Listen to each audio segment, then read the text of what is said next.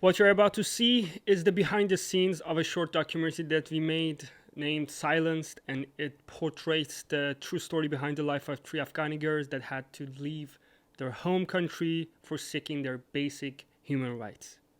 Hope you like it.